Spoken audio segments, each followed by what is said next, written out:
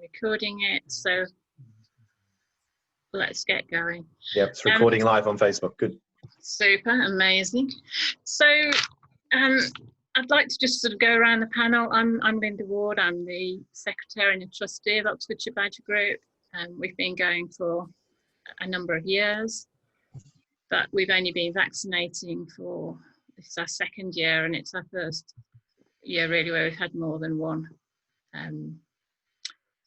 round of vaccination, and we'll finish that next week.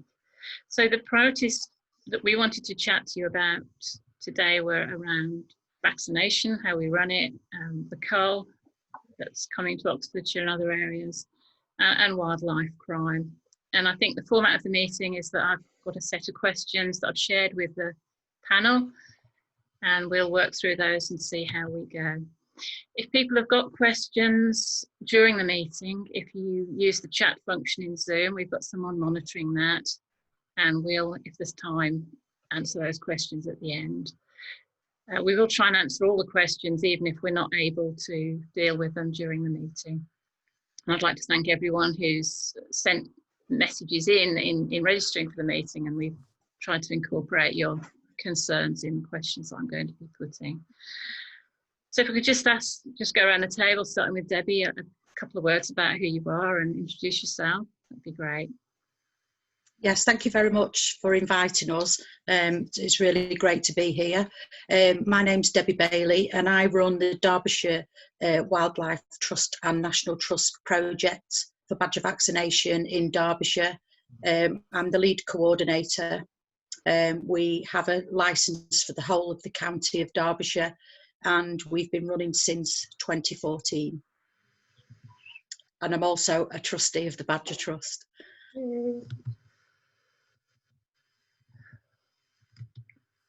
Craig. Hi, thanks for inviting. So I'm Wildlife Crime Officer is my official title, and trainer for the Badger Trust. I have been trainer for about 3 years, delivering training courses to badger groups as well as the police, which have been very successful but being put on hold this year, and also the Wildlife Crime Officer, which I've been since March 2019, and that's advising the trust, groups, police, usually pushing the police in some places, and on obviously the criminal side and the legislation. Dominic, go on. I'm Dominic Dyer, Chief Executive of the Badger Trust. I'm also Policy Advisor, Wildlife Advocate for the Born Free Foundation, and I sit on the board of Wildlife and Countryside Link, which is the umbrella group which Badger Trust, Born Free and WWF and all the other wildlife NGOs and environment groups are generally part of. Right, so I thought we'd perhaps start by talking about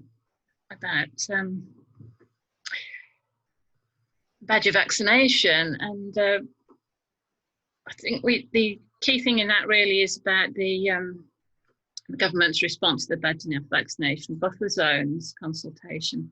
And what do you take from that exercise? Do you want to start, Debbie, on this from your perspective at the moment? Well, it's been quite interesting over the last couple of days. My licence came back. We have 60 landowners on our licence, and only 10 of those qualify for the no buffer zone because of the criteria for it. So the Wildlife Trust have put in a request yesterday. One, we've only got till the 1st of September to get those consent forms back for those people that can have a buffer zone, which doesn't give us enough time. There's a lot of questions from the landowners regarding a buffer zone and the confidentiality issues of the cull companies knowing where their farms are. So we spoke to our lawyers yesterday and sent a letter to Natural England for a reply at 4 o'clock yesterday. We didn't get that. However, we got a reply this morning. They're basically saying that the 10 farms that are on my licence are being asked for a buffer zone, even though there is no culling going to be around those areas. So it's all very confusing. 2 square kilometres, as we all know, is nowhere near enough for badgers. And, you know, for those who know a lot about the ecology of them, certainly we've learned a lot over the 7 years with our project. In Edale Valley, which is 29 square kilometres, we normally vaccinate between 60 and 70 badgers, and that population doesn't grow below that or above that. We stop mark all the badgers different colours, and on day 2 we get a lot of badgers from areas where we've been quite surprised at getting, to be honest. So yeah, the 2 square kilometre was very disappointing. So yeah, we are still seeking legal advice via the Wildlife Trust to see what more we can do, and if we can certainly get an extension on the closing date for those consent forms to be signed and sent back. And hopefully in the next couple of days we'll know whether we get that or not. It's not acceptable, for one, to give people 2 weeks, and it's not acceptable when we've got COVID-19 going on and we have the issues of not being able to go and knock on farmers' doors and speak to them like we would normally. So there's, you know, we have to post an email, and as I'm sure a lot of people know, a lot of the farming community don't do email. So, and even if you post a letter or consent form to them, it sits on their table for a few days before, you know, and you have to prompt them to get them back. So we'll see what happens in the next couple of days. That's another instance where if they'd made the buffer automatic, it would have saved a huge amount of work and made it more efficient, perhaps. Yeah, and it's like I say, the criteria is not workable, I don't think, in some respects, because we've got people who we thought would get a buffer zone and haven't. Because the other thing as well is part of the criteria is you have to get so many badgers in a 2.2 square kilometre area. So, but if you've got a farmer who's got 100 acres but only has a couple of badger sets on it, and you only capture, you know, 2 or 3 badgers at each of those sets, he then doesn't qualify for a buffer zone. So yeah, I think there's a lot of challenges that the Badger Trust and, you know, the Wildlife Trust can do moving forward, you know, to see where we can go with that really for the future. Okay. Has it had an impact on your take up this year? Earlier reports suggested you had a lot of dropouts. We have had 4 dropouts. We did have 6, but I managed to talk 2 of them into staying. One of our dropouts is the NFU advisor for the county of Derbyshire, so that's not surprising that he's not going to have his badgers vaccinated, even though he's gone. He would have been in his 5th year. So it was a bit disappointing that 4 people dropped out. However, we have then increased by 12. So we had 6 at the beginning of the season that came forward. And since the announcement of a possible cull coming to Derbyshire, we've had another 6, only in 2 days. So those people are coming forward. And quite surprisingly as well, 3 of the farms are really large dairy or beef farms that have come forward, but they're very anti-cull. That's our hope, is that it will raise awareness and that, you know, people will take advantage of the availability of vaccination. But I think the thing I want to explore then is around the possibility of actually ramping up vaccination. We've talked about how it might replace culling, and that's going to require quite a step change, isn't it?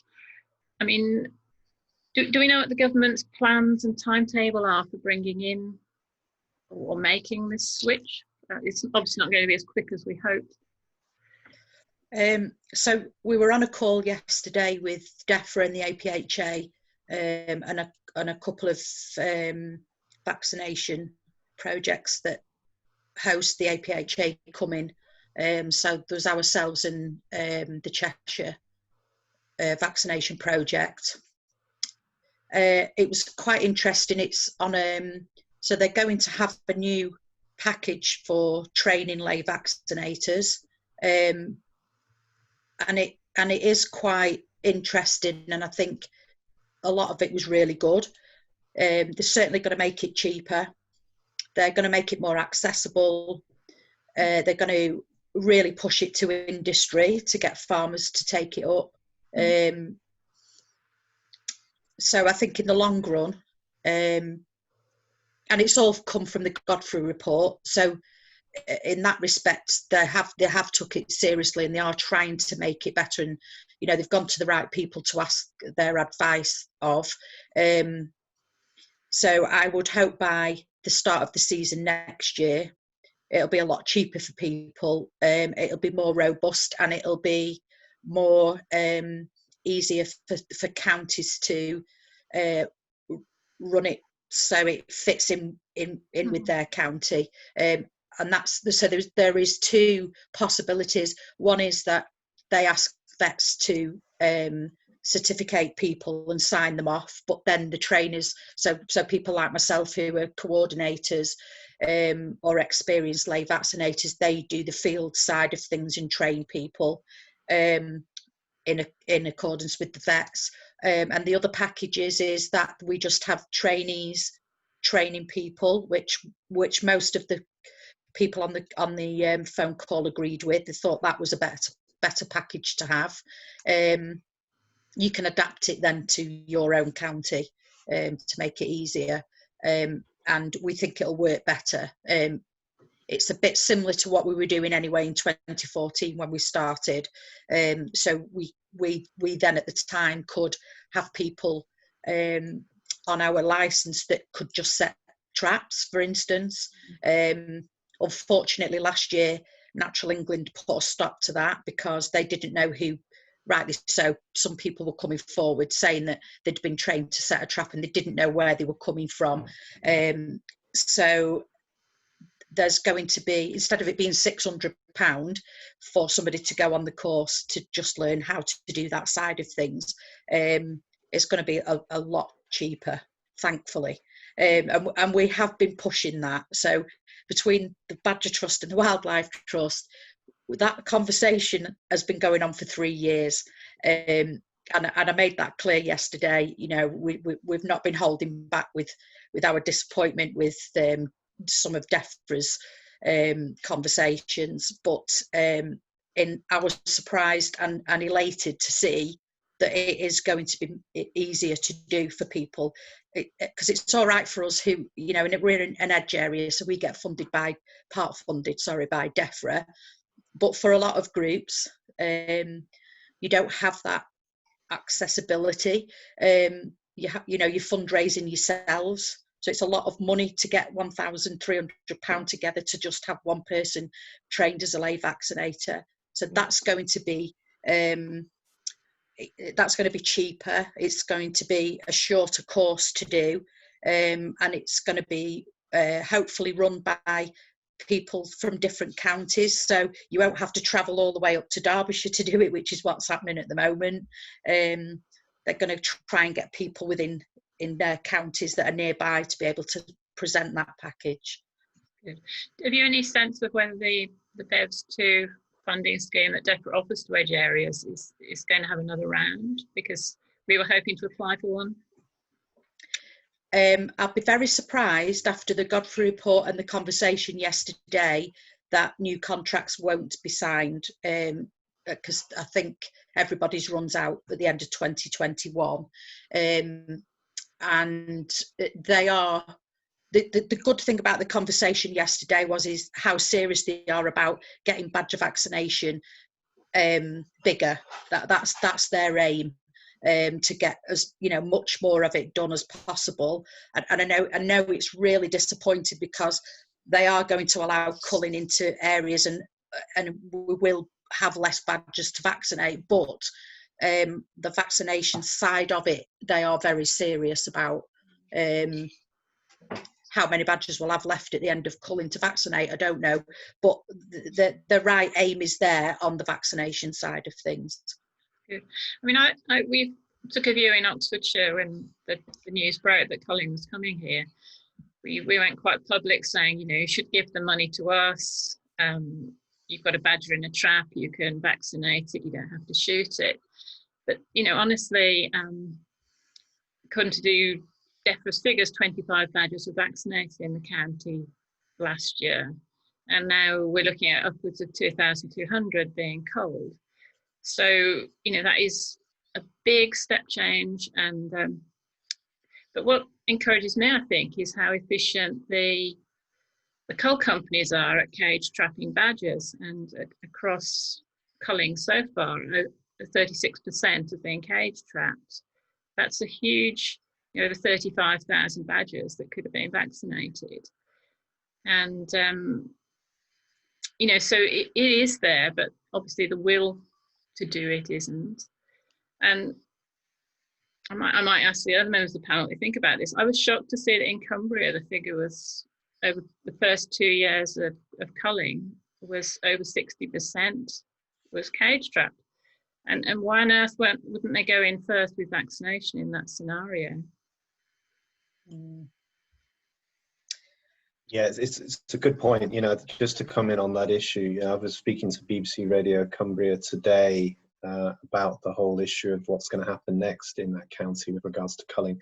You know, going into these low-risk areas where there is a very low level of disease in badgers, cage trapping and shooting them is just absolutely ridiculous. There can be no justification for that. I'm pleased to hear what, you know, Debbie said today, because, you know, these discussions, as Debbie has been saying, have been going on an awful long time. You know, we had our very useful symposium at the University of Derby last April, and credit to Debbie and her team that worked really hard on bringing that together. Out of the back of that, we came up with a sort of declaration of what we would want, you know, in terms of a national badger vaccination strategy that we sent to Michael Gove as DEFRA secretary at the time. And to be fair, he came back and said, listen, have dialogue with my civil servants on this. I think we're in the same place. We did have a meeting before Christmas, which Debbie came along to, Tim Birch from the Wildlife Trust, plus representatives from other NGOs, including RSPCA, I4, Born Free. And I think I took away from that meeting, as Debbie did, that actually we were pushing against an open door, that the government accepted that, you know, the Godfrey recommendations made sense. We needed more money, more training, more equipment, more communication of the value of badger vaccination to landowners and farmers. That's why I think the decision to go ahead with the expansion of this cull, this period of time now at the end of August, beginning of September, is so disappointing and actually so counterproductive, because it strikes me there's been two battles going on here. I think, you know, there is a recognition in the department, in DEFRA, that actually vaccination makes sense and it should get on and do it. You know, the intervention from the Prime Minister last year on the Derbyshire Badger Cull issue also made it clear that in his mind that made sense, and Zach Goldsmith's mind as DEFRA Minister it made sense. But there's obviously been a lot of pushback from the farming industry and the veterinary livestock industry to say that we want to continue with badger culling.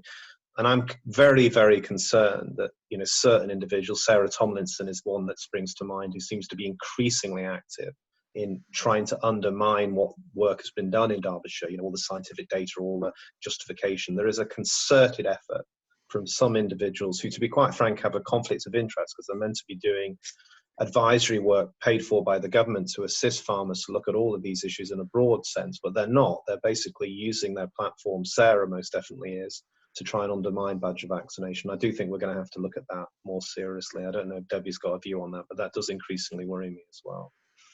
Well, yeah, just going back to that. So Sarah Tomlinson is on the TBAS advisory service. So a massive conflict of interest there, really, for what she's saying, and certainly very publicly on Twitter. We put a complaint in about her about a month ago, but I would advise anybody to write to DEFRA and put the same complaint in, because we cannot have somebody who's supposedly professional and on a TBAS advisory service board going round to farmers when she's so pro-cull and is supposed to offer farmers, not only the TBAS service of biosecurity and all the others, but she is supposed to promote or at least give those farmers some knowledge and some background on badger vaccination, and that is not happening. And it is absolutely shocking to see what's been put on Twitter recently. And it is a massive conflict of interest, without a doubt. And I don't think we should be allowing that, really, to be honest. No, and I agree. And I think the Badger Trust will have to look at it. I know Oxfordshire's had some experience of Sarah as well, I think, in certain meetings where she's turned up and has also, made it clear what her view was. But yes, I think she's part of a relatively small vocal team of individuals who are doing everything they can to undermine the legitimacy of badger vaccination as a viable non-lethal intervention method for lowering TB in badgers. And we do need to do something about that, because I think it's influencing farmers and landowners. And, she's also been trying to influence the media. Remember, she read that story about farmers committing suicide into the Farmer's Guardian that the Times even picked up on, which, to be quite frank, had no basis in reality, was connecting the sad death of farmers that we know goes on, regularly in the farming community with the decision about not having culling in Derbyshire. I thought it was the worst type of journalism, but she was behind that story. And it shows how low they'll go, in my view, to try and, generate anger in the farming industry.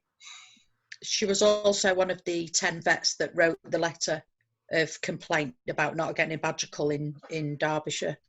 So very, very vocal and, like I say, not promoting badger vaccination or supporting it in any way whatsoever. Yeah. I mean, I didn't go to the meeting myself, but members of the group that went to it was organised for farmers by Apple and Sarah was there. And it was very much, they only really wanted to talk about the badger cull and the problem in badgers. And every time a farmer asked a difficult question, like, when are we going to get an effective test? Is there going to be funding for biosecurity? They just threw another dead badger on the table. It's a distracting technique, and stopping them from answering hard questions.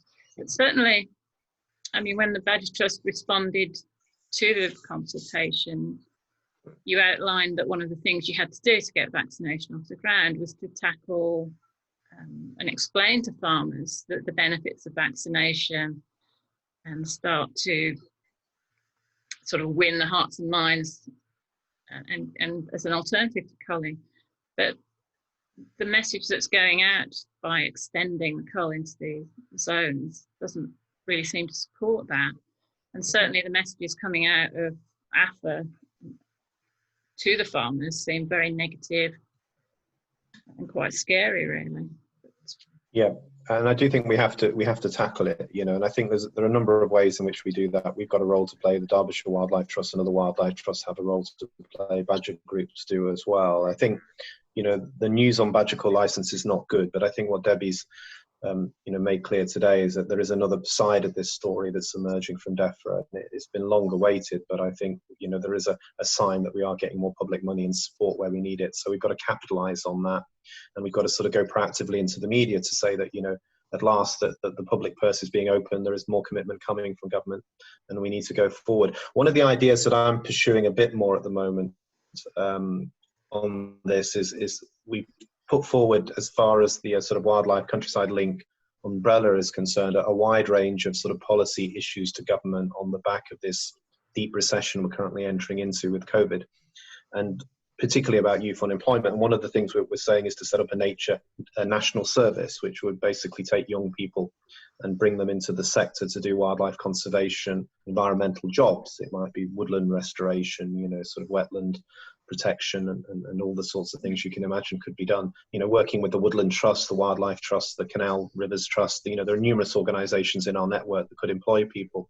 But obviously, badger vaccination could be a key element of that, because all the organisations that are carrying out badger vaccination, the National Trust, Wildlife Trust, Badger Trust, are all in link. There is an opportunity for government to put public money in and then allocate people into those programmes.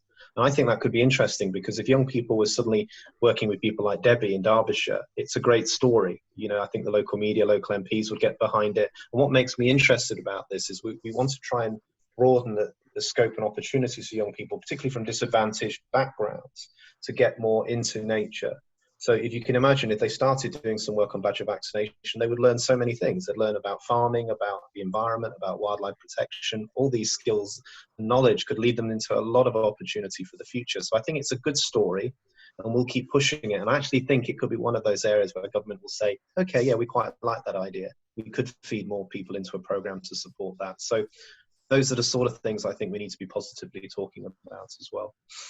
Yeah, I think the Oxford University team out at White and Woods do something similar. They get people in and they help them with the badger count, and that's seen as part of the public outreach. And it is, as you say, disadvantaged people, helping them with that. I mean, before we leave the topic of vaccination, I did have one question, and it perhaps should have put it first. I mean, can you explain to other members of the audience why we think vaccination is effective and how it compares with culling badgers in terms of disease control? Well, do you want to go first on that, Debbie? Do you want to sort of talk from your perspective? Because you know what it's doing on the ground. Then we're going to talk about the cull itself, and then we're going to and then we're going to talk about crime. I can talk in a broad sense, but you're doing it, so you know how it's making a difference on the ground. How do you feel about yeah. So if anybody ever wants to get a really good quote from anybody about how badger vaccination works, then go to Andy Robertson, the scientist from Essex University. He's now policy advisor for the National Trust, so he works very closely with us. As we all know, vaccines are not 100%. However, BCG vaccine for badgers is a licensed product by the Veterinary Association, and if it didn't work and it wasn't a viable option, then that wouldn't have happened. There's a lot of research from Woodchester Park where they trap their badgers 8 times a year. They've got collars on. A lot of really good stuff comes from them. So yeah, that message has to be put across to not only the public and farmers, but getting that message out there about it being a viable option that works, and that works like any other vaccine against any disease. And the climate that we're in at the moment, the government all the way through COVID-19 went on about herd immunity and about how vaccines work. And we've been saying that for the last 6 or 7 years, you know, and finally now people are picking up on it. So I think this opportunity now is a great opportunity for us everywhere to just promote badger vaccination and say how successful and how much cheaper it is than culling any badgers. The big thing is that this disease is not a badger disease. It is a cattle disease that is transferred from cattle to cattle and has spilled out into our wildlife, and we are picking up the consequences of that. So we are out there vaccinating with our volunteers, as everybody else is doing, and we are trying to keep that population of badgers healthy for the future of everybody else. And that is why we're promoting badger vaccination. It is to protect the species for the future. You know, if we are going, the only option we've got at the moment is culling and badger vaccination. And we all know that people do want culling and some people want vaccination. We're going to be in the situation before long where the only badgers that have made it and are safe in this country are the ones that have been vaccinated. And that is why we all need to push it as much as possible. Yeah, you know, I'd agree with what Debbie's saying. You know, we're in a very difficult position. You know, there's been a long, painful debate within the badger protection community as to whether vaccination is the right route, because, you know, many people, quite rightly, as Debbie says, say that badgers are not to blame for this disease. It's a spillover. It's a form of industrial pollution from cattle into badgers and many other animals as well. But all you can then do is deal with the political reality. And I say political reality because that's the point. In a perfect world, we just leave the badgers alone. We have very little evidence that badgers can easily spread TB back to cattle. We know that most badgers don't easily spread it between themselves. We know the level of disease in the badger population is extremely low. But we are in this situation where unless we can actually effectively cut off areas from culling and protect them through vaccination, the potential, for the future of badgers in large parts of England is very difficult, because, this is an eradication policy from the farming industry's point of view. It's not a control policy. That's why they're going into the low-risk areas of Lincolnshire and Cumbria. They've got no intention of just saying, we'll take badgers out from the high-risk areas. They want them gone from everywhere where there are livestock farms. And that's what the reality is that we face. So I think we have to really go after vaccination to make it as viable as possible cost-wise, communicate its scientific validity. And I think one of the tragedies from my perspective is that the scientific validity has been known for years, but the DEFRA have basically locked it in a cupboard and not shared the information. That they admit themselves, they'd have communicated what they have to farmers and landowners back in 2013. Many of them would have probably gone for a badger vaccination as an option rather than culling, because you know that you can vaccinate a badger without the disease and reduce the risk of it catching it by about 70%. And you spread that down to the cubs that are born from those badgers as well. And even those animals that do have the disease and you can't make a difference, their lifespan is maybe 3 or 4 years or less on average. So they die out, and you're hitting animals regularly that don't have it. You build up herd resistance, which we hear a lot about when it comes to COVID at the present time. So it will work, it can work. I also think, though, we should support Rosie Woodruff and what she's trying to do with her pilot project down in Cornwall, because I know there are some different views on this, that people don't want to have more investigation as to whether badger vaccination is going to impact on cattle, but we do need to get more data. And the one interesting thing actually buried in the consultation response on the buffer zone is there is a statement in there from DEFRA reflecting on the situation in the Republic of Ireland, where they say actually they think badger vaccination is lowering TB in cattle. I don't know if you've seen that, Debbie, but I thought that was an interesting statement. Now obviously they're saying it's happening because you've gone through a significant culling period. This is almost like a mopping up situation by vaccinating what's left, but they do believe it's actually keeping the disease down in cattle. What we need to ensure is we don't go down the Irish route, i.e. we wipe out most of the badgers and then pick up what's left. We need to get to that exit door far quicker. And the battle over the next 4 or 5 years will be to get this government out the door before it finishes off another 200,000 badgers effectively. Well, I've been looking at why. We put on our poster for this meeting, why is the cull coming to Oxfordshire? And I think the answer's there in AFA's epidemiological reports of how the epidemic of TB in the county. And, the blame, it doesn't really, they're not putting across the message I'm hearing from Debbie. We're all trained to say it's a disease of cattle, badgers can't shed it to themselves. If you controlled it in the herd, it would go away. And yet, here's what the we see from the AFA report, and that they're actually assigning over 51% of all new herd outbreaks to badgers, and the remainder to cattle. And if that is true, then I think we have quite a big problem. And they're then inferring from this that the disease must be endemic in badgers, and that badgers are spreading it across the county. And can I just answer that, Linda? Yeah, and I know it's worse in badgers, but I just had to show one more chart before okay. If I can find it. Okay, no, I can't. But this was, they've mapped the locations where these unexplained breakdowns, and they've said that all the badgers in that area must have an absolute outbreak of disease that's persistent in badgers, and the badgers must be shedding it from badger to badger and quite effectively back to cows.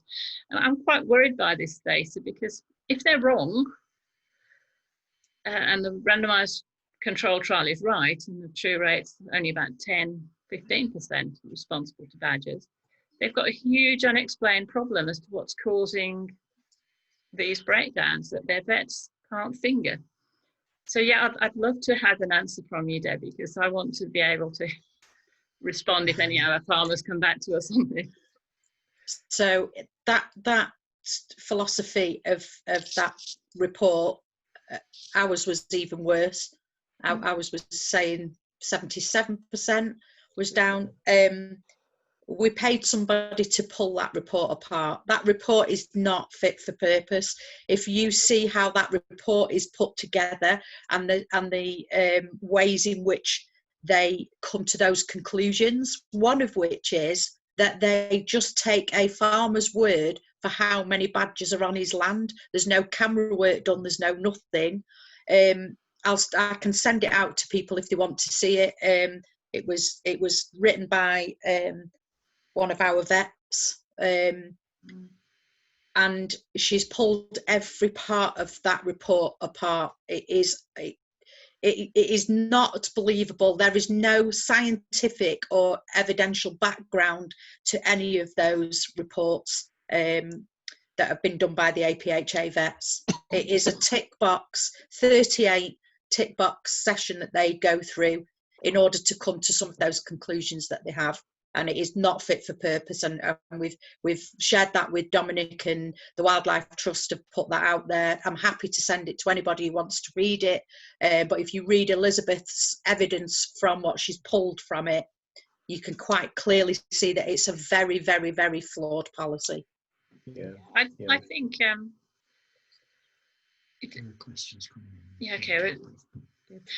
I mean, I'd rather see that badger line move to the unexplained column. That would be fairer.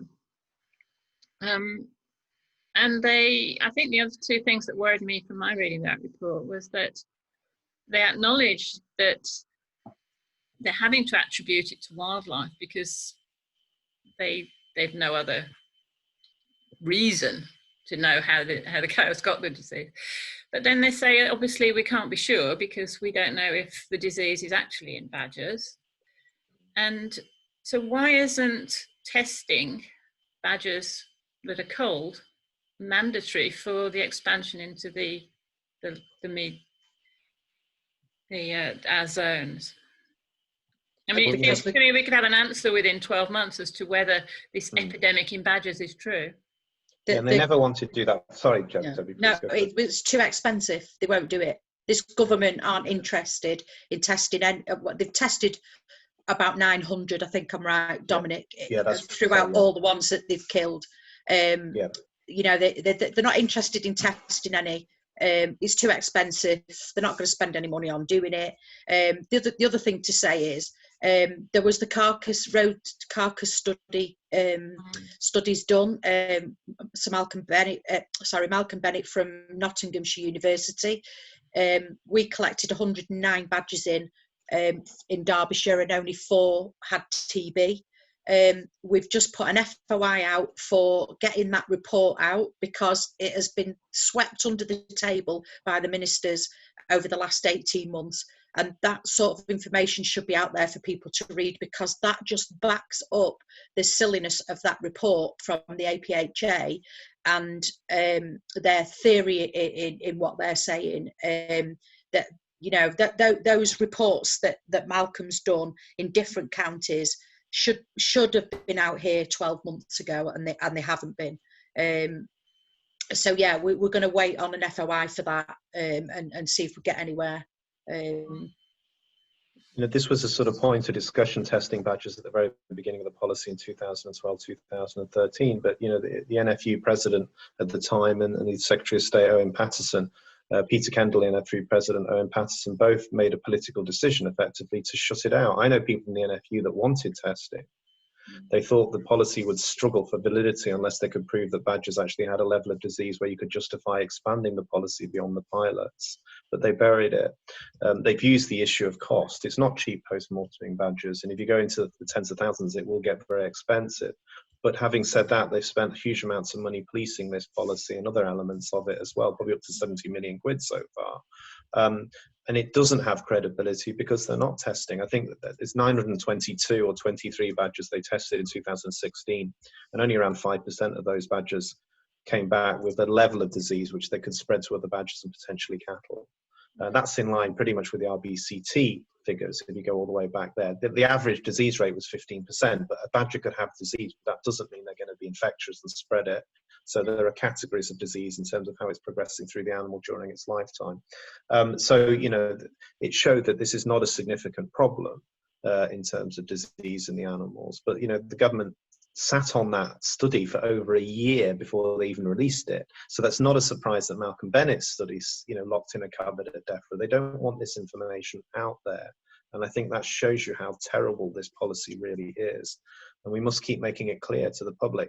And those figures that you see about the level of disease from badgers, they use this sort of amplification element. They'll say that maybe it's only 5% badgers to cattle, but then the cattle spread it across the herd. Of course they do. They're living in close proximity to each other.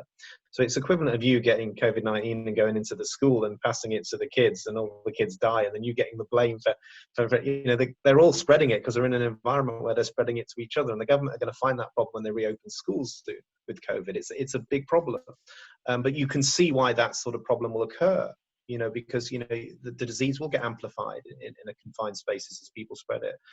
You can't blame the one individual for all of those cases, but that's what happens with the badgers on the cattle side. That's the argument that's used. It's not a scientific argument, but it is one that's, you know, really been at the heart of this debate from the very beginning, which is a tragic situation, I think. And I would agree, I think the APHA study data is deeply flawed. I think that the Derbyshire Wildlife Report was very good. I think there's more that we need to do to get that message out, to be quite frank. So I think it was a very good piece of work, but it hasn't got as much exposure as it needs, and we need to look at that as we go forward, because, you know, the government are saying they're going to put in place various strategies for testing badgers and deciding as to whether reactive culls effectively should take place. But as Debbie knows, that strategy is deeply flawed.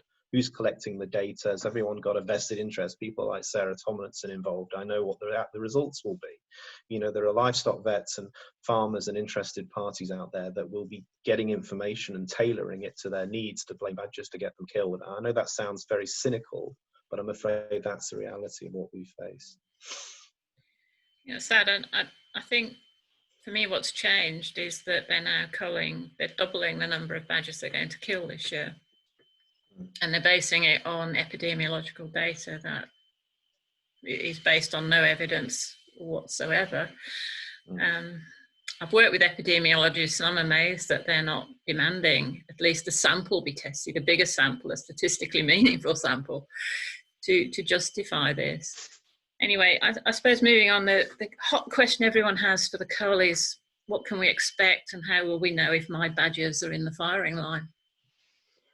Yeah, well, we've seen the Natural England, we believe it's a Natural England document that was leaked just over 10 days, 2 weeks ago. There's no reason to believe that's not an accurate document. You know, I've seen enough of them over the years. It's displayed and all the information is accurate as far as I can see about timelines for when culling will start. The areas are not a surprise. And even the maximum minimum cull figures are not a surprise. And the ones that haven't been completed, for example, in the low risk areas of Lincolnshire, is not a surprise, because they didn't give us figures for Cumbria when they went in there last year either. So I think it's accurate. I think the question is, will the government issue all of those licenses, or was that a list that was put together, you know, prior to final political decisions being taken? The one thing we take away from the Derbyshire judicial review case is we know that, you know, governments can change their minds and pull licenses at the last minute. And, you know, that could happen again, that there could be various MPs and people involved, and, you know, we're all campaigning and working on the messaging to increase the pressure to hopefully maybe some of those licenses will come off. But I'm not going to hold my breath. You know, I think we'll see the announcement probably next week. It could go into the week after. But I would not be surprised to see all of those licenses actually issued. And that effectively means 10 new licenses. That means Oxfordshire, Shropshire, Warwickshire, Leicestershire, Lincolnshire, all coming in as new areas. Obviously, there are badger vaccination activities alongside Derbyshire going on in a number of those counties. Overall, we've looked at the maximum kill figures. That's over 64,000, but that's not the complete picture. Remember, you've got 10 supplementary cull licenses in operation. So they will bring in another, I'd say, 3,000 to 5,000 possibly badgers on top of that. You still haven't got the kill figures for Lincolnshire or Cumbria in there either. So that figure could go higher. But I'm pretty confident if they do go ahead on the expansion of that license list, that they will kill over 150,000 badgers by the end of this year, you know, since 2013. And that is an increasing worry. And it shows that there is a significant pushback, as I said earlier, from various vested interests in the livestock veterinary industry and the farming industry to get this sort of policy moving towards what I consider to be an eradication policy. You know, I think there are certain people in the farming industry, livestock veterinary industry, that think they're on borrowed time with the policy. They've got 4 or 5 years left in it, and they want to kill as many badgers as they can in that time. And if that means they can get them down to a level similar to what we've seen in Ireland, where, to be quite frank, they've gone well down beyond the boundaries of the Berne Convention. They've really pushed the boundaries in terms of how many badgers they can kill in the 3 counties of Ireland where they've been culling.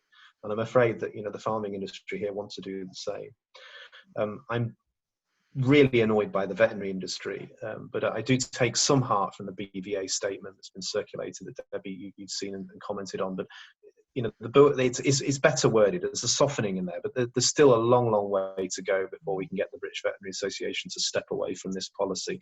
One thing that might work in our favour is if the Wild Justice judicial review case gets into court. If they were successful in arguing the case in judicial review that controlled shooting is cruel and is not being monitored adequately, they could get a ruling in their favour that it should be removed as a culling method. It will also put more pressure on the British Veterinary Association to state why it is that they oppose a policy, which they have for 3 years, but they allow the government to continue to expand it, which is what's happening. And so I do think we need to get back onto that issue, because as Debbie knows, if you can get controlled shooting out of the scenario as a method of killing, it only leaves cage trapping. And suddenly then the cost comparisons get very interesting. A lot of farmers would go, sod it, why the hell am I getting contracts on my land trapping all these badgers to shoot them? I might as well be vaccinating and releasing them. So the whole scenario changes if we get controlled shooting out of it. It's a game changer, and I do think that's what we need to be looking at. But in the short term, yeah, it doesn't look good, I'm afraid. We've got to be prepared for what is going to be a significant expansion of this policy. Okay, great. I mean, how long do you think badgers can survive this onslaught? For another 4 or 5 years? I mean, is there a real likelihood that we'll see extinction? I think there's anecdotal evidence coming from certain areas of the country already where we're worried that we're not seeing, for example, as many badgers dead on the road that we might have expected. And, you know, if we learn anything from the decline in the hedgehog population, it was when we started to not see hedgehogs dead that we should have realized that their numbers were collapsing rapidly. You know, I think most of us are of an age where we probably remember seeing a lot of squashed hedgehogs on the road. I remember that, and you just throw something in. I remember the not the 9 o'clock news sketch of the lorry driver going along squashing all the hedgehogs, which with Rowan Atkinson in it, which at the time I felt was funny as a young kid. It probably would be so funny now, but I remember that was just because you remember seeing so many squashed hedgehogs, and I think the whole sketch was about the driver going out to kill as many as he could, but they just disappeared from our roads, which was a sign that the animal was in real trouble. You know, so that was made in the early 80s. From the early 80s where we are today, we know that hedgehog numbers absolutely collapsed. So, you know, we should take seriously the fact if we're not getting as many reports of dead badgers on the road in certain parts of the country, it's the first evidence that we might see that we have a problem, and we are beginning to get that. We're also concerned that a lot of illegal activity might be going on after culling licenses come to an end. So, you know, there are cleaning up operations effectively where sets are being damaged, and Craig can maybe speak about this in a moment, where, you know, illegal crime is taking place around the license culling. And there's little monitoring or checks being done, and that's lowering the population even further. The other thing that Rosie Woodruff quite rightly raised recently in a blog, and I'm focusing on a bit more in some of our communications, is that if you're controlled shooting and not monitoring, then a lot of these animals are getting wounded and going off and dying, and no one is counting them. So actually we could be seeing a lot more badgers being shot than are actually being recorded as being shot by the cull contractors. So we might see 60,000 this year are killed, but actually it could be far higher than that, because lots of badgers have just gone away and died and no one counted them. You know that these contractors are not going to chase a wounded badger off. They're just going to leave it. They're not even going to find it or even look for it. So that's a big worry. The Berne Convention complaint we put into the government, which they've had 6 months to respond to, and they haven't so far, states very clearly that they have responsibilities to monitor the badger population, but we don't have good data. You know, we don't have good up-to-date data on how many badgers there are in Britain. We've been counting holes in the ground effectively. Remember that in the past, when Natural England did studies, actually the Badger Trust and the groups were very helpful in assisting them in some of that data collection. Well, none of that's been going on for years. No one really knows how many badgers there are, but we are wiping them out at a quick rate. The other thing, as Craig will know, is that wildlife crime continues. We get a lot of badgers still killed on the roads. We've got big problems with building development work. So the badger's getting it from all sides. And when there's been a really hot spring, as as we've had again this year, because climatic change is real and it's happening. You know, badgers could find it difficult to get access to water and food, and many cubs could die as well. And then that can have a knock-on effect in the overall population level. So there are real concerns that local population collapse could happen. What worries me is I don't think many people in the farming community care about that. I think they'd be quite happy to see that happen. But from our perspective, that's an ecological disaster, and we need to continue to hold the government to account for it, which is why the Berne Convention Treaty remains important, and we'll continue to pursue it there as well. Great. Well, a couple of points, come back to you on that before we move on to crime and legal. The AFA report that I've been reading referenced the long hot summer, and it said that because they were having to feed cattle outside with food that badgers might like, the risk of them getting infected by badgers was higher. And you wonder, you know, it almost seems laughable if it wasn't so serious and we were looking at the demise of a species. And just to come back to you on the COVID parallels, I think it does help also to explain to people why we think cows should be more under lockdown, movement should be reduced, and just how much this disease can hang around in the environment undetected and spread to lots of other animals.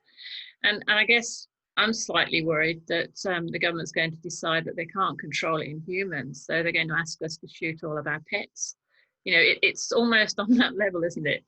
They found COVID in a cat. Well, let's wipe out cats from cities. And well, you know, you've had that debate about zoonotic diseases, and that this is a zoonotic disease. It spreads to humans, but you know, it doesn't pose a significant threat anymore because we pasteurize milk, and most people, thankfully, eat meat from, you know, hygiene requirements in terms of slaughterhouses that are far higher than they used to be.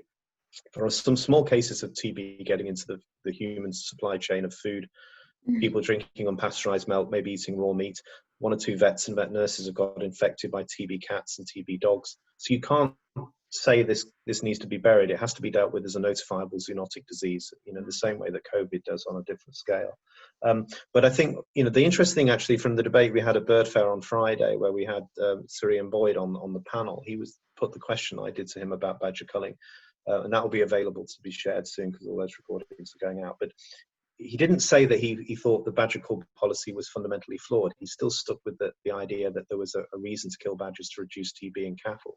But he said that he'd come to the conclusion that our cattle industry was far larger than it should be in Britain, that we need to significantly reduce the number of cows on the land, move to a plant-based food system as much as possible, and rewild the farmland that we get, you know, taken away from livestock production. And his argument would be, if we went that way, then we wouldn't have so much TB because we wouldn't have so much cattle, and we wouldn't need to be killing badgers. So he said that's the problem. It's the cattle system. And interestingly enough, we found that actually that the levels of cattle on the ground are reducing quite significantly. You know, over the last few years, hundreds of thousands of cattle have come out of the system. Farmers have gone out of business, or they've voluntarily gone out of business. You know, herds are changing in size. And I think that process will continue. You know, COVID has been very difficult for the dairy industry because they've lost massive market share in the food service sector. You know, all the Pretts and the Neros in our city centres, which are now dormant effectively, have not been buying milk. So they suddenly found a huge supply. They lost it. The government has come in with tens of millions in a support package. But realistically, a lot of that business is not going to come back, because millions of people are continuing to work from home, and that will go on for quite a long time. And I think working practices are fundamentally changing. So I think dairy is in decline. The other thing we're seeing is a significant shift to plant-based products.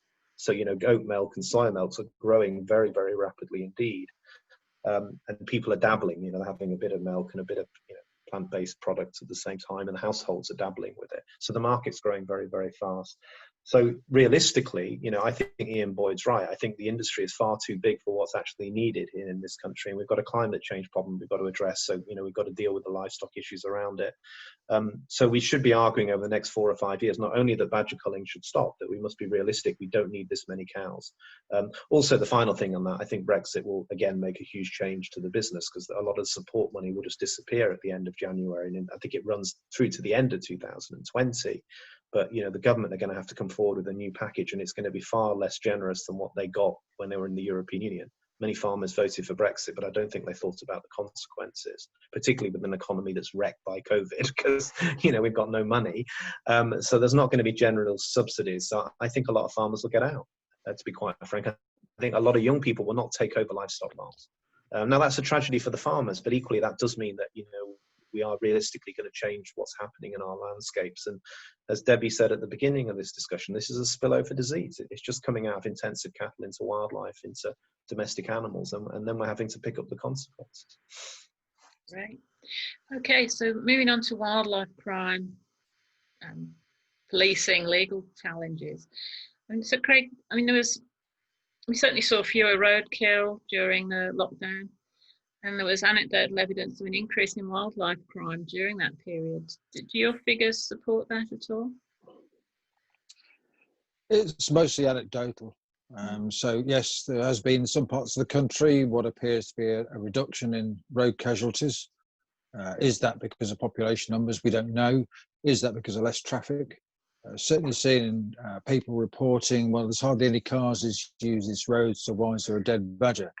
Unfortunately, that's life, that's the way it is and always has been. I think people that are generally out on foot see more things.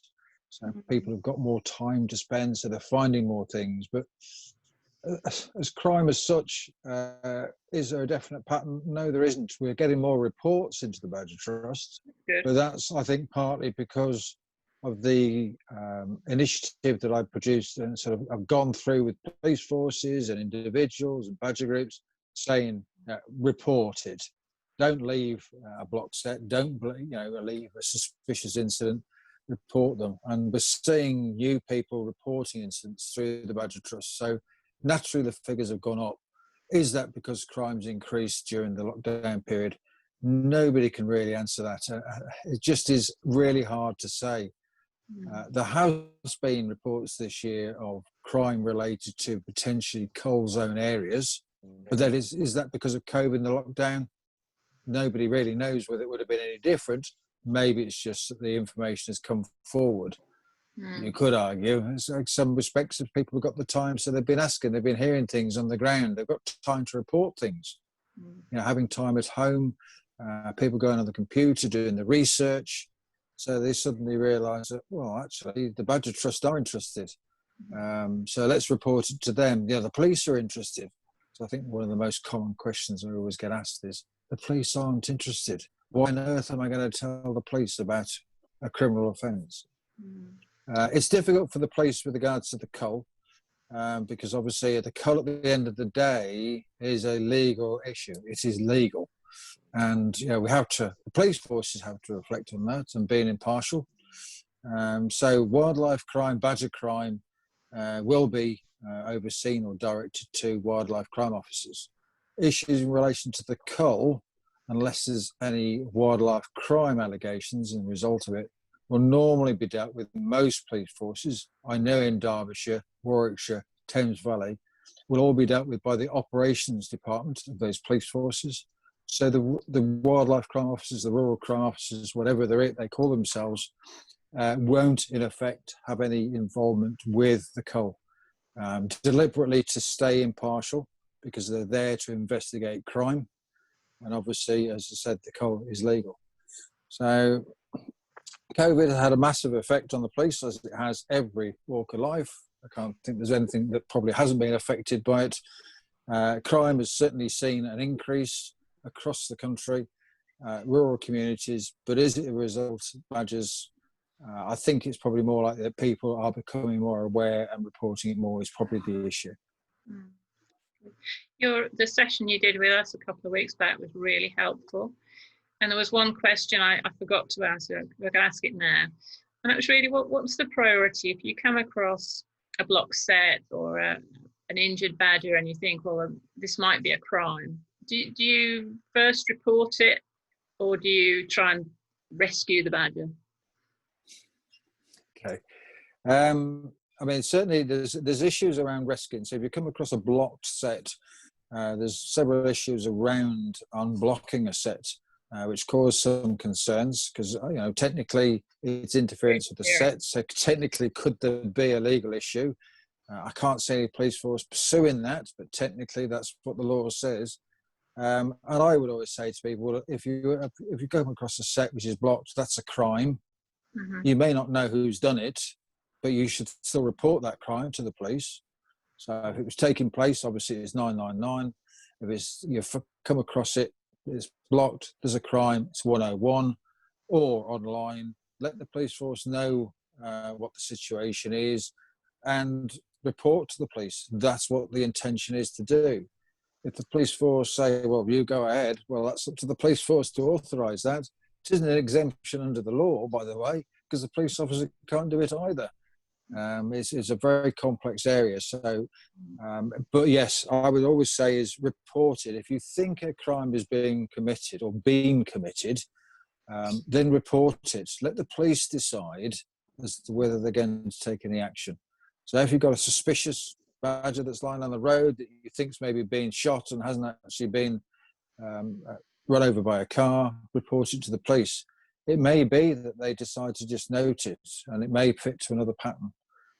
And certainly the other aspect is, of course, is, and I will always say, is if you report it to the police, please do take the time to report it to the Badger Trust as well via the online link, because it is a way that we can monitor. I can ensure that police forces are investigating. I can look at patterns, work with the police force, advise them, which I do for many, many police forces. So yes, so report it. If you think a crime, you come across a block badger, say it's an active set, that's a crime, report it. 101, I know it's difficult. And a lot of people say, I'm not going to sit on the phone for an hour. It's not that bad these days. It's not as bad as it was, but there is other options now. And an online reporting form is very quick and complete, and it might just actually cover you if you are going to do something like unblocking. Everybody will understand why people unblock sets, because at the end of the day, they're doing it for welfare reasons. But the law doesn't give an exemption for that, but that would be a natural defence. And I can understand that. And I say wildlife crime officers, part of the training is you've got to understand this is the situation you may come across. Yeah, I mean, we're setting up we've got a rescue group now. So if we find an injured badger by the roadside, we've got protocols for going out and getting that to an animal hospital as quickly as possible. And I can't begin to tell you how the group sort of reacts to that. It's a real emergency for us. So is it reasonable to put the badger in a holding cage and phone in your report on the way to Tiggywinkles? What's your advice? I think the welfare has to come first. So obviously, ultimately safety comes first, because if you're picking up an injured animal off the highway, you've got to think of the safety aspects. I'd always say, if possible, have one or two people present, because then one can support them. Why was that badger picked up? But by all means, if it's welfare, into a very kennel, whatever the advice you're using to transport the animal, and making that phone call, we've just picked this injured animal up. Of course, the police control room will say, well, if it's a road casualty, it's not a matter for the police. But I think if you think or suspect that crime has taken place, then the police will not criticise somebody for saying, well, I thought a crime was taking place. Oh, well, there wasn't. So why did you bother ringing us? Police forces will not and should not do that. And certainly if anybody ever comes across that, I'd like to know about it. I mean, we have extricated badgers from snares and things like that as well. So yeah, always with snares, please always be careful, because obviously there's crime there. So it's taking those pictures on. I know it's hard to stop. Hold on a minute. Let's take some photos of this before we actually deal with the animal. But obviously, if there's evidence potentially there, so handle the snare as little as possible. Leave the snare intact. Let the vet remove it, and then make sure that obviously the police are aware. So I'm going to this vet's. This is the vets that we'll be using, and we'll give you an update later on. Can you give me an incident number? So all those sorts of steps can be taken, but bearing in mind, particularly with snares, is the police need to get that snare. There's a potential for DNA on a snare. It's always a bit difficult, depending on how long it's been out there and how embedded in the animal it is, how much the vet has to handle the animal, and again, that welfare has to come first. But obviously, that's an important part. The snare would be ultimately with the vet's report, potentially a key piece of evidence, because obviously you're going to be questioning whose land it was on. Yeah. Well, we've got good relationships with our wildlife officers, as you know, so I think we've already been in contact with them to discuss the cull. But I mean, what can we expect when culling starts?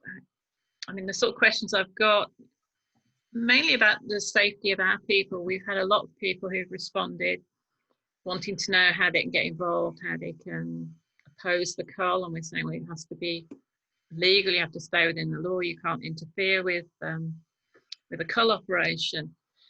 Is there any specific advice available we can give people to make sure they stay legal and they stay safe while still protecting badgers as much as they can?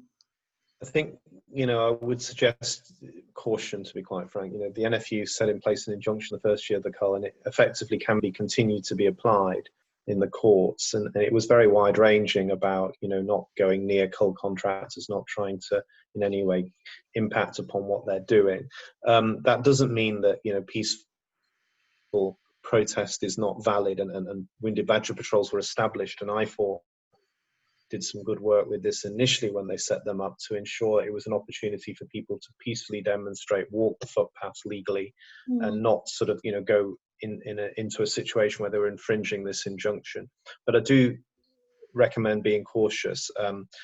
I would have thought that, everywhere where there are new cull licenses in the counties, the police will probably be more active. I think that the cull contractors will be informing the police of what they consider to be any action being taken, be it by hunt sabs on one side or peaceful badger patrollers on another. So just think about that, really. That's all I can really suggest. Obviously, in COVID, it's difficult because you want to make sure you're also thinking about your health and safety and the health and safety of others. So if you are coming together, you need to think about social distancing and masks and other things as well. So it's a new area, I think, for everyone. But if people feel strongly, and they quite rightly should, that they should be able to go out there and be seen. Part of the issue here really is just to ensure that people can peacefully protest and can show that they oppose this.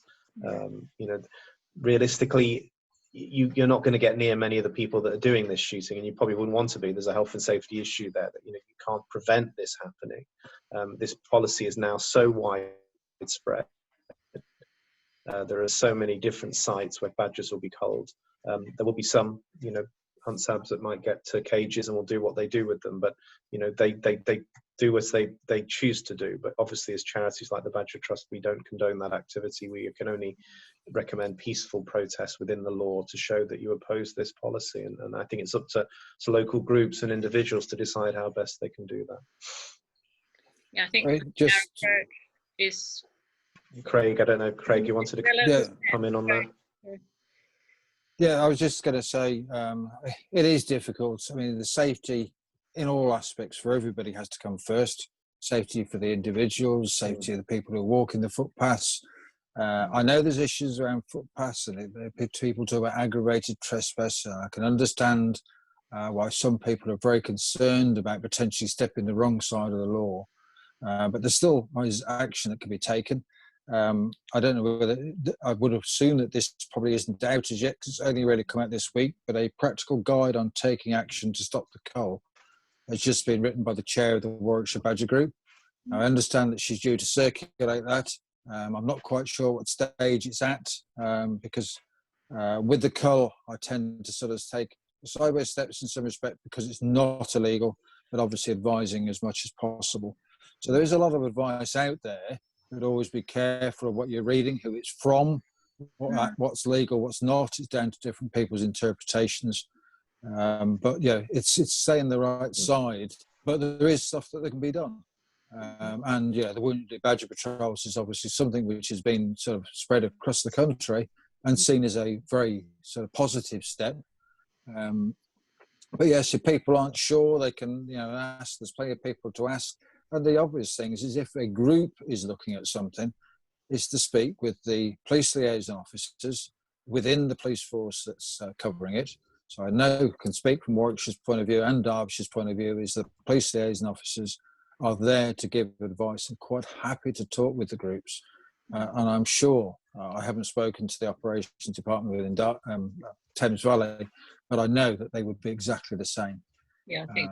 So again, the wildlife officers and a lot of people know, aren't necessarily the people for the point of contact on the cull issues of what can be done, what can't be done. How can I do about something? If I'm going to do this, am I going to be legal, or am I going to get locked up? Now, there's all sorts of things to take into account, but certainly the guide that I mentioned from the Warwickshire group looks very concise, very informative, and I know that Denise will have put that together with a view to it going to other groups as well. I mean, lastly, on legal matters, I think it's not direct, but we know there are legal challenges out there, Tom Langton, and the one trying to stop free shooting. Can you give us a very brief update on where those are and whether there's any other scope for possible other action? Yeah, both of those have to go for oral evidence to the judge to get clearance for judicial review, and I don't think they've been given dates until October, so you know that they're both in a pipeline situation.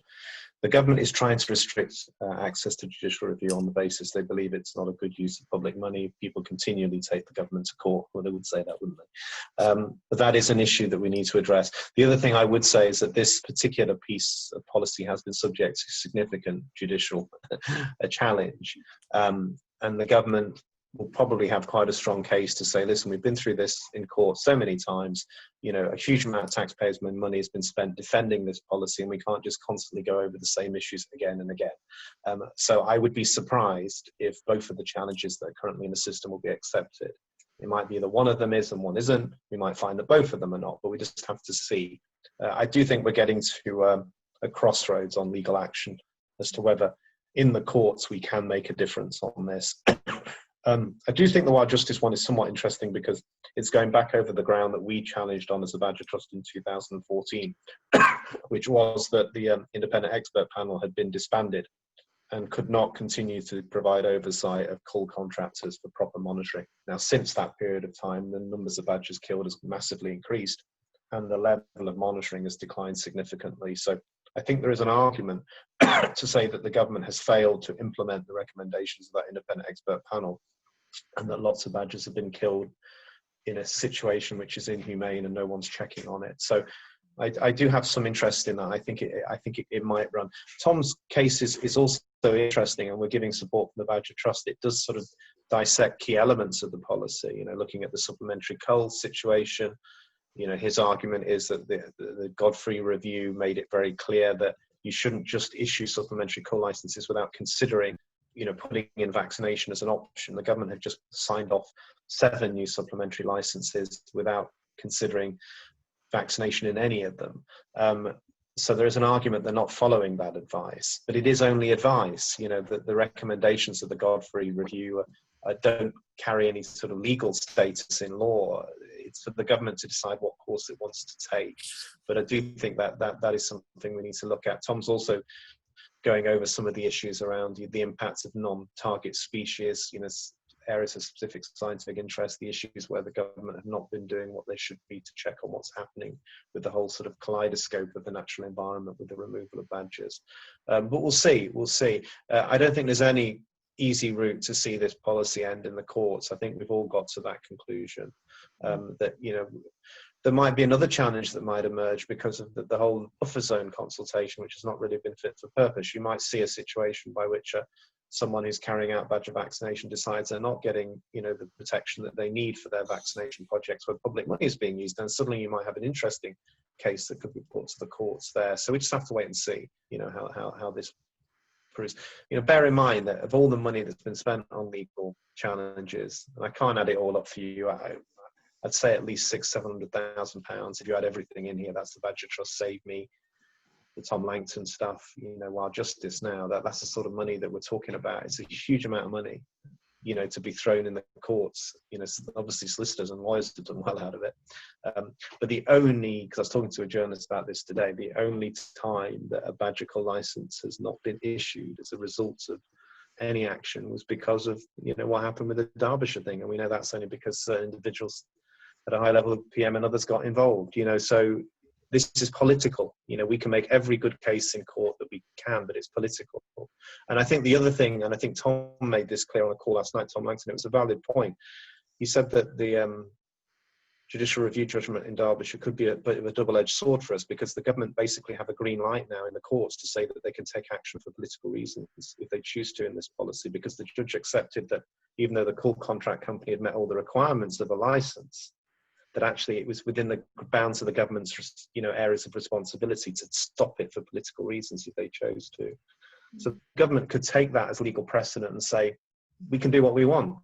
Politically, we can change this policy, do what we want with it. We don't need to consider any scientific issues if we don't choose to. And that really sort of runs the cart and horses for a lot of what we've been taking into court to say that you're not, doing this in a lawful way. So we have to see how all this plays out. Well, let's hope we never get to the situation where we're taken into court on failure to comply with the Berne Convention and our badgers are becoming extinct. So yeah, Berne, to just finish very briefly, the Berne Convention issue, is going to be difficult to make it a game-changing situation. But two things, Berne is the only treaty the government will be signed up to for the protection of habitat and species, when it removes itself from the European Union fully at the end of January, all the regulations and other things. And we have 25% of the badger population in Europe and England. So there are significant responsibilities on the government to protect that and not to get itself in a situation where it's killing badgers to such a degree that those badgers cannot repopulate. So I think they're worried about the Berne thing, which is why they haven't responded to it. And I know last time, in speaking to some civil servants in Defra, they said it ties us in knots, these Berne Convention complaints, because we have to go through every element of defending the policy. And the only other thing to say on that is because we're no longer European Union members, quite a lot of the other member states of Berne might be quite happy to give Britain a bit of a kick on this issue if it chose to. It doesn't have to, there's no diplomatic niceties in this anymore. So we'll just have to see how it goes. That's been great, and it's been really interesting discussion. I think we've got 10 minutes left. Should we see what questions other people want to ask? I know people have been dealing with them. Is there anything burning on the chat?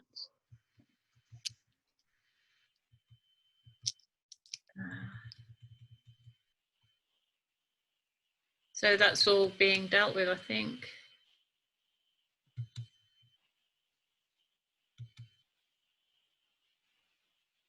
Okay.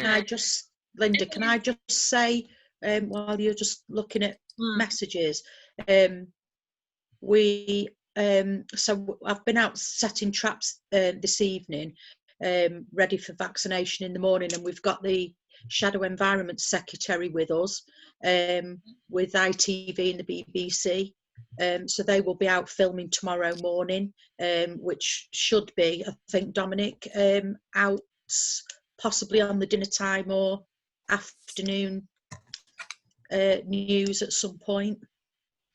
Good. No, and I think that's really good, because we've worked with the Shadow Environment team and really wanted to get Labour more engaged. So I'm really pleased that, that's happening. So thank you, Debbie. I look forward to that. Right. So Emily's been subbing for me on the touchline. And Emily, you've been monitoring the questions. Is there anything you'd like to put to the panel on people's behalf, please? Yeah, so there's one here from Ian, who says, is there a chance of having your views on vaccination aired on Countryfile? And do you have any contacts within the BBC? Now, I do know we have been on Countryfile before, but it's been a while. So I wonder if Dominic and Debbie can pick that one up. Yeah, they have covered vaccination. Debbie, do you want to say, you've done Countrywise, haven't you? I don't know if you've done Countrywise. Yeah, so we did. So I know Jack Reedy did Countryfile a couple of years ago, but it was when vaccination was in its early days. They've never, well, they have picked up a little bit of it, but Countrywise picked up on it. So 3 years ago we had Ben Fogel. He came to Edale and did 2 days with us on the Countrywise programme. That lifted everything to an absolute new level. So yeah, whether I did Countryfile 2 years ago, actually, Debbie, as well. Yeah. So we have done it 2 years ago. I went to Gloucestershire and I went to an area we were vaccinating there, and we did it. So we did do it then and talked about the issues around vaccination. It was around the time of one of the first peer-reviewed studies had come out from DEFRA saying they believed culling was actually working. But, you know, I think we do probably need to go back and look at it. I've got good contacts in the production team. I'll speak to them again. They did also do a program, I think, last year looking at some farmers being intimidated, not signing up for badger vaccinations. They did look at that angle, which I thought was quite good. But it is probably time that they come back to it. So we'll pick it up with them again and see. I think it is important. I think it might be good, Dominic, to see whether we could get them to go to Rosie Woodruff's research project that she's doing, because Rosie's project at the moment that she's funding for, that's going to answer the question that everybody keeps, you know, the NFU and everybody else keeps spouting about is, well, how does badger vaccination work on the reduction of, you know, incidents in TB? That's the big question that keeps getting asked. I think it'd be quite interesting. It is an important one. I agree. Yeah. And Rosie has been on the program before, so you know, I think we could pick it up with her. I'll speak to Tom Heap about it, who's the presenter that we work with on the program in this area anyway, and see. But yeah, I do think there's a great opportunity to go back and see Rosie doing that project and talk more about it as well. We'd always be happy, as always, to have anybody come to Derbyshire, you know, and see what goes on there. So yeah. And on the wider issue of the BBC, yeah, we do have good contacts with the BBC. All I would say is that the whole media at the moment is in complete chaos because of COVID. You know, there are whole strands of journalists that are being laid off. There are whole newspapers and media businesses that are in real problems. And that makes some of what we're doing more difficult. You know, some of the journalists we've worked with for years are now gone. They've lost their jobs. Others are being reallocated to other areas. So, you know, this whole economic problem that we're facing is working its way across the media. There are still good people that we work with and know, but, you know, it's a rapidly changing environment. I would say this, and this is, you know, credit to Oxfordshire. Local groups are really important, because there are times when I can get, you know, for example, the leaked list from Natural England, I got into the Times and the Mirror, but the BBC were a bit cautious about running it. I passed it to one or two. It was the work of the Oxfordshire group getting it into your local media, onto radio, that then got the BBC in Oxfordshire to take it, and that led other BBC outlets to pick it up. So it does show that actually the work of local badger groups and getting these stories in are really important and really helpful to us, and we'll see where we're going. We also have a letter to Boris Johnson that's being worked on at the moment. Ian McGill, the vet that many of you know, has been working on this with Mark Jones and myself. It's a good letter. It'll go to Johnson. It'll put him in the frame for what he did about the Derbyshire cull, where he intervened to say that you intervened then, why aren't you intervening again? You know, the science doesn't support the policy, all the issues we're familiar with. And we are going to go through quite a lot of people to get signed. I know Chris will sign that, Jane Goodall will sign that, who's keen to do more on badgers. We're trying to record a little piece with her as well, which is great. And various other well-known scientific and veterinary and other people. So, you know, that's something we're looking to get into the vet record, into a national newspaper over the next few days as well. And we'll keep working on that. Pallab Ghosh, the science correspondent's interested in some elements of this story going forward. So I think we'll get more on the BBC. I was speaking to BBC Cumbria today that want to run a live piece on Friday. We've got the BBC or ITV covering the Shadow Environment Minister up in Derbyshire tomorrow. So I do think we're going to get a lot more across the networks in that sense as well. Times Radio is a new outlet. We've been doing some work with it. I think we'll run some stuff on this as well. So we'll keep doing what we can. You know, it is difficult, but local groups have a role to play. I think the more that they do stuff.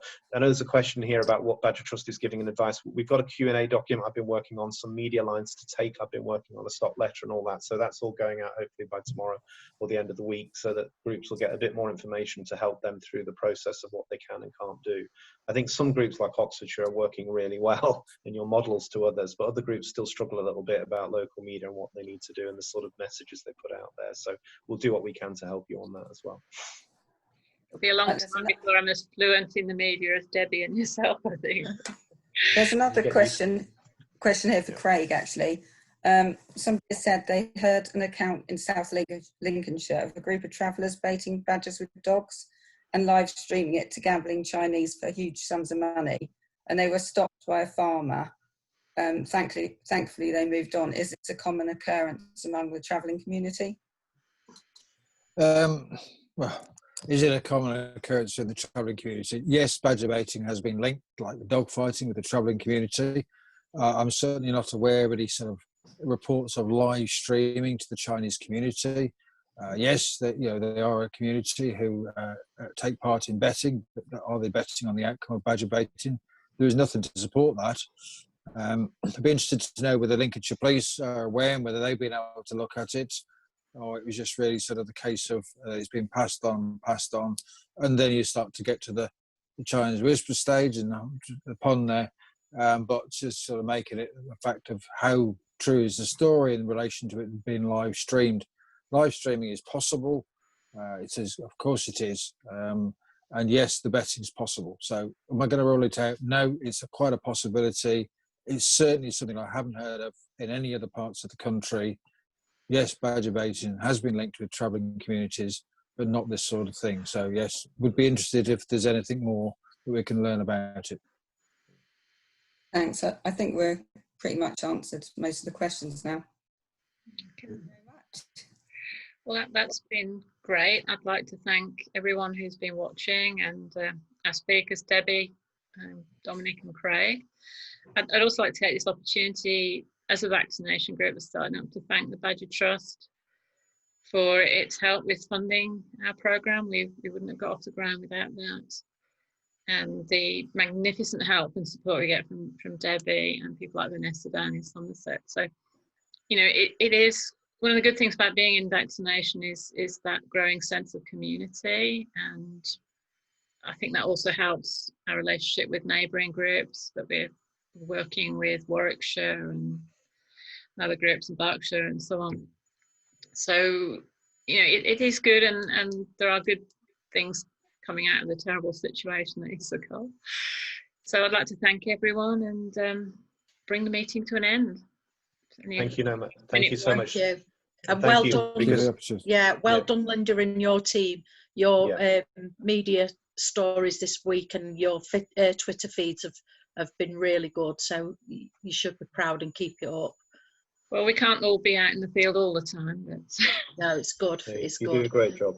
Yeah. And thank you for organising this as well, because these webinars are really becoming very useful. You know, beyond COVID even, you know, these are great ways of connecting all the groups together. This is the third one we've had. We've got another one coming up with Yorkshire Group and Warwickshire over the next month or so. So stay tuned, and it's great just to get that cross connection. So there's a lot of people on this tonight that are from other groups as well, which is great to see. Can I just say before we finish, Linda, if anybody on the call, I did put it on the chat feed, would like to join the Badger Vaccination forums that we hold, at Badger Vaccination, the email address that I've put on. Please join us if you want to. I think the feedback that we've got off everybody, it's a really good forum to share best practice and to keep, you know, everything up to date with where we are with badger vaccination. Yeah, we'd certainly endorse that, and I know that our Debbie attends regularly. Yeah, that's good. Thank you. Everyone. Goodbye. Take care, everyone. Thank you very much. So much. Bye-bye. Bye. Bye-bye. Thank you.